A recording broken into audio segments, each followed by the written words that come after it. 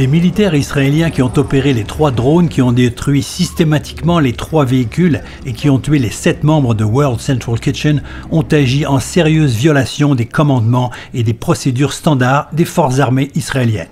C'est une faute grave qui découle d'une erreur d'identification. Cela n'aurait jamais dû arriver, dit le communiqué de l'armée qui expose les conclusions de son enquête que beaucoup auraient voulu indépendantes.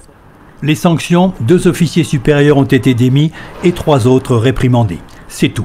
Attacking people or objects involved in humanitarian assistance may amount to a war crime. Une attaque contre des travailleurs humanitaires peut être considérée comme un crime de guerre. L'impunité doit cesser.